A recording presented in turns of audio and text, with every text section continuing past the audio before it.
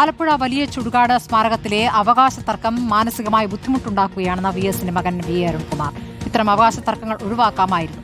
ഇപ്പോൾ തന്നെ സ്മാരകം നിർമ്മിക്കുന്നതിൽ കാലതാമസം ഉണ്ടായെന്നും അരുൺകുമാർ റിപ്പോർട്ടറിനോട് പറഞ്ഞു. പാർട്ടികൾ തമ്മിലുള്ള കാര്യം എനിക്കറിയില്ല. പക്ഷെ കഴിഞ്ഞ ദിവസം ഇതിന്റെ മുമ്പിലൊരു കൺസ്ട്രക്ഷൻ പോലെ കണ്ടില്ലേ, ഇപ്പൊ അങ്ങനെ ഒരു അതെല്ലാം സംസാരിച്ച് തീർന്നു എന്നാണ് ഇപ്പൊ അറിയാൻ കഴിഞ്ഞത്. വേറെ കൺഫ്യൂഷനൊന്നും ഇല്ല എന്നാണ്. അപ്പോൾ നമുക്ക് പ്രവർത്തനമായിട്ട് മുന്നോട്ട് പോകാം, കുഴപ്പമില്ലെന്ന് തോന്നുന്നു.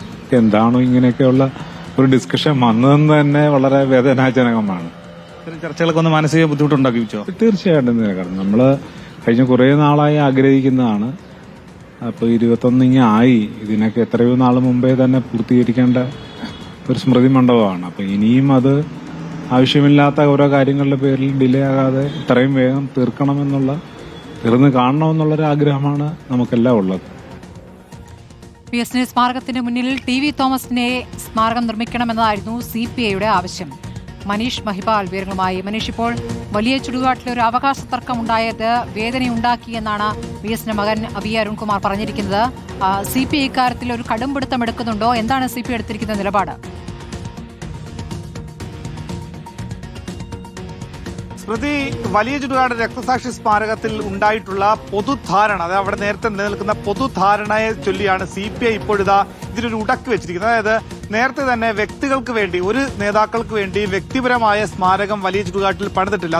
അതിന്റെ ചരിത്രത്തിന്റെ നാൾ മുതൽ തന്നെ P. കൃഷ്ണപിള്ള അടക്കമുള്ള പ്രധാനപ്പെട്ട നേതാക്കൾക്ക് ആർക്കും പ്രത്യേകമായ സ്മാരകമില്ല.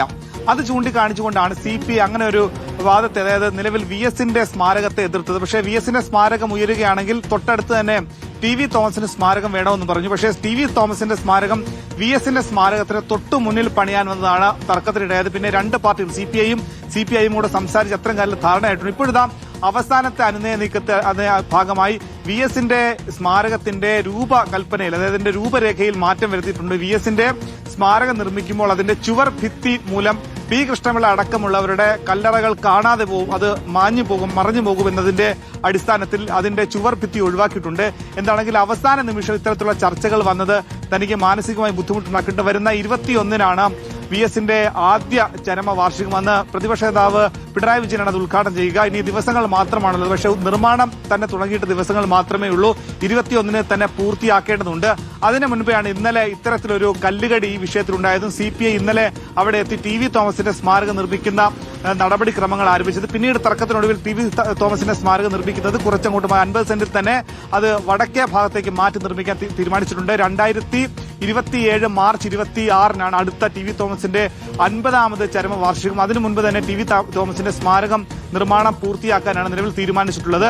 എന്താണെങ്കിലും ഈ തർക്കങ്ങൾക്കിടയിൽ ഇപ്പോഴിതാ അരുൺകുമാറിന്റെ പ്രതികരണം വന്നിട്ടുണ്ട്. അതിൽ മാനസിക ബുദ്ധിമുട്ടുണ്ടാക്കി രണ്ട് പാർട്ടികളുടെ വിഷയം നേരത്തെ തന്നെ ചർച്ച ചെയ്ത് തീർക്കേണ്ടതായിരുന്നു. പക്ഷേ CPI അതിനെ എതിർക്കുന്നത് വ്യക്തിപരമായി വ്യക്തികൾക്കല്ല സ്മാരകത്തിൽ പ്രസക്തിയുള്ളത്. P. കൃഷ്ണപിള്ള അടക്കമുള്ള CK ചന്ദ്രപ്പൻ അടക്കമുള്ള KR ഗൗരിയമ്മ, TV തോമസ് അടക്കമുള്ള നേതാക്കളുണ്ട്, രക്തസാക്ഷികളുണ്ട്. അവർക്കാർക്കും വേണ്ടി പ്രത്യേക സ്മാരകം പണിതാൽ ഇനി ഓരോ വ്യക്തികളും അവരുടെ പേര് സ്മാരകം വേണമെന്ന ആവശ്യവുമായി മുന്നോട്ട് വരും.